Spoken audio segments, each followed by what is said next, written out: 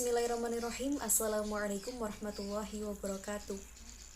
Kami dari kelompok 3 mata kuliah pengembangan kurikulum akan mempresentasikan makalah kami dengan tema pengembangan kurikulum dengan dosen pengampu Bapak Muhammad Heri Yudanta MPDI dan dengan anggota yang pertama adalah Mas Dinan Maiza, yaitu saya sendiri, dan yang kedua adalah Muhammad Zaki. Langsung saja ke pembahasan yang pertama.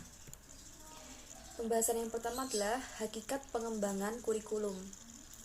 Menurut bahasa, kurikulum berasal dari bahasa Yunani, yaitu kurir, yang artinya pelari, dan kurer yang berarti jarak yang ditempuh oleh pelari.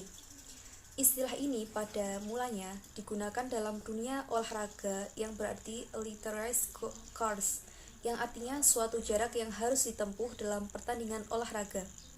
Dari pengertian tersebut dapat dikaitkan dengan arti dalam dunia pendidikan, yaitu lingkungan pengajaran, untuk bertanding menguasai pelajaran dengan tujuan dapat lulus sekolah tepat waktu, agar bisa melanjutkan ke pendidikan yang lebih tinggi lagi.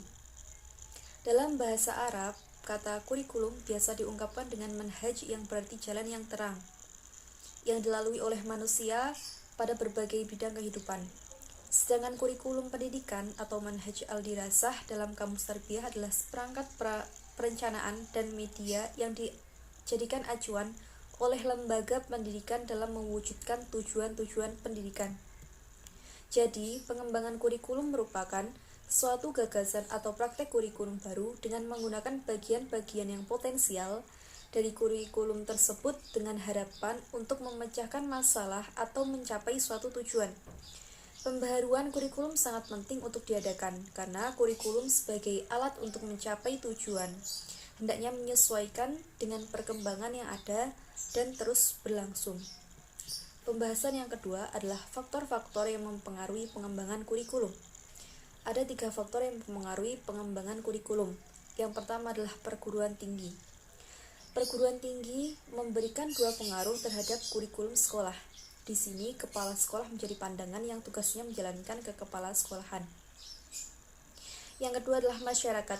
Di masyarakat, sekolah menjadi tempat yang sangat dibutuhkan, karena sekolah dapat mempersiapkan anak didik untuk dapat hidup secara bermartabat. Sekolah juga menjadi bagian dan agen masyarakat.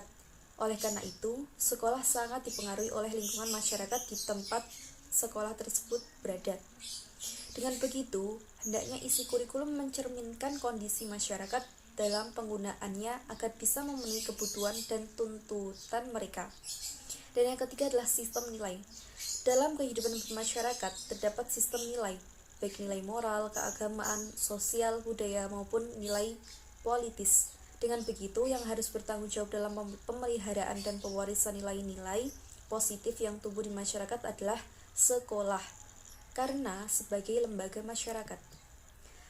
Dan pembahasan yang ketiga adalah prinsip dasar pengembangan kurikulum. Prinsip-prinsip yang akan digunakan dalam kegiatan pengembangan kurikulum pada dasarnya merupakan kaidah-kaidah atau hukum-hukum yang nantinya akan menjiwai suatu kurikulum. Dalam mengembangkan sebuah kurikulum, kita dapat menggunakan prinsip-prinsip yang telah berkembang dalam kehidupan sehari-hari, atau justru menciptakan sendiri prinsip-prinsip baru. Menurut Oliva, jenis-jenis prinsip dasar dalam pengembangan kurikulum adalah yang pertama, kebenaran keseluruhan. Kebenaran keseluruhan adalah kebenaran yang jelas atau sudah terbukti lewat eksperimen atau uji coba, dan alasan tersebut dapat diterima tanpa hambatan. Dan yang kedua adalah kebenaran bagian. Kebenaran bagian ini maksudnya adalah sebuah kebenaran berdasarkan data yang terbatas dan kemudian bisa diaplikasikan pada situasi tertentu dan tidak bersifat umum. Seperti ada sebagian tenaga pengajar yang berpendapat bahwa pencapaian prestasi siswa akan lebih tinggi ketika siswa itu dikelompokkan pada jenjang yang sama dalam suatu proses pembelajaran. Dan yang ketiga adalah dugaan sebagian. Prinsip-prinsip dasar tidak semuanya benar. Bisa juga merupakan sebuah dugaan atau uji coba, sementara ide-ide atau dugaan-dugaan tersebut nantinya bisa menjadikan dasar keputusan dalam pengembangan sebuah kurikulum. Dan selanjutnya akan dijelaskan oleh teman saya. Yang selanjutnya yaitu komponen-komponen perkembangan kurikulum. Yang pertama yaitu komponen tujuan. Komponen tujuan adalah suatu komponen kurikulum yang menjadi target atau sasaran yang harus dicapai dalam melakukan suatu kurikulum. Dengan begitu, kompetensi ini sangat penting adanya karena mencangkup tujuan, materi, proses, dan evaluasi. Dan yang selanjutnya yaitu komponen isi atau bisa disebut dengan materi. Komponen materi adalah komponen yang didesain untuk mencapai komponen tujuan. Komponen materi ini antara lain bahan-bahan kajian yang terdiri dari ilmu pengetahuan, nilai, pengalaman, dan keterampilan yang dikembangkan di dalam proses pembelajaran guna mencapai kompetensi tujuan. Dan yang selanjutnya yaitu komponen metode. Strategi dan metode mempunyai peran yang sangat penting karena berhubungan dengan mengimplementasikan kurikulum. Kata strategi merujuk pada pendekatan dan metode dalam pengajaran sebagai alat mengajar. Yang selanjutnya yaitu komponen evaluasi. Komponen evaluasi adalah komponen kurikulum yang dapat diperbandingkan. Contohnya seperti penjaga gawang dalam permainan sepak bola. Dapat disimpulkan dari contoh tersebut, evaluasi berfungsi dalam melakukan seleksi terhadap siapapun yang nantinya akan ada yang berhak diluluskan dan juga tidak diluluskan. Dan pembahasan yang terakhir yaitu macam-macam model pengembangan kurikulum. Yang pertama yaitu menurut Ralph Taylor. Taylor merupakan bapak pengembangan kurikulum. Dengan begitu, Taylor menanamkan sebuah hal yang rasional, sistematis, dan pendekatan yang berarti dalam tugas mereka. Tetapi beberapa penulis sebelumnya memandang rendah pendapat dari Taylor. Dan yang selanjutnya yaitu pendapat dari Hida Taba. Model pengembangan kurikulum Taba adalah model yang memodifikasi model dasar Taylor. Taba dalam mengembangkan kurikulum adalah diagnosis kebutuhan, formulasi pokok-pokok, seleksi isi, organisasi isi, seleksi, pengalaman belajar, organisasi pengalaman belajar, dan penentuan tentang apa yang harus dievaluasi dan cara untuk melakukannya. Dan yang selanjutnya yaitu model menurut Wheeler. Menurut Wheeler, pengembangan kurikulum merupakan suatu proses yang membentuk lingkaran. Menurut Wheeler, proses pengembangan kurikulum merupakan proses yang terjadi secara terus-menerus dan saling berkaitan.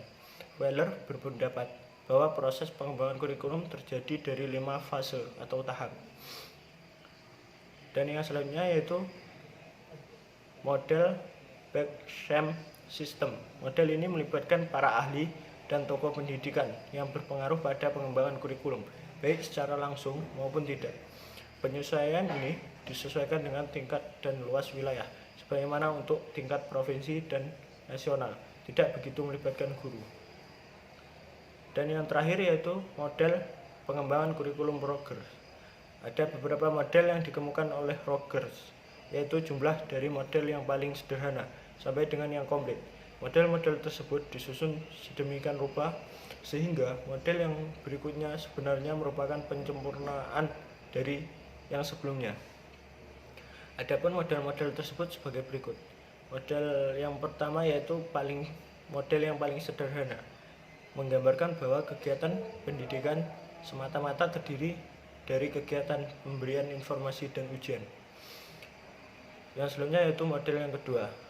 Model yang kedua ini adalah penyempurnaan dari model yang pertama dengan menambahkan pokok yang belum tercover pada model 1, yaitu mengenai metode dan organisasi bahan pelajaran. Dan yang selanjutnya yaitu model yang ketiga. Model yang ketiga, pengembangan kurikulum merupakan penyempurnaan dari model yang kedua yang belum bisa memberikan alternatif pokok atau unsur teknologi pendidikan ke dalamnya. Dan model yang terakhir yaitu model keempat. Di samping berbagai komponen kurikulum pada model ke-1 hingga model ketiga, pada model keempat ini disertakan pula komponen penting dalam keseluruhan pendidikan. Komponen tersebut yaitu tujuan. Tujuan ini menjadi arah pendidik dan pengajar yang mengikat semua komponen yang telah disebutkan sebelumnya, termasuk teknologi yang akan datang. Cukup sekian presentasi dari kelompok kami. Apabila ada kurang dan lebihnya, kami mohon maaf yang sebesar-besarnya. Akhirul kalam, billahi taufiq wal hidayah, wa ridho wal inayah. Wassalamualaikum warahmatullahi wabarakatuh.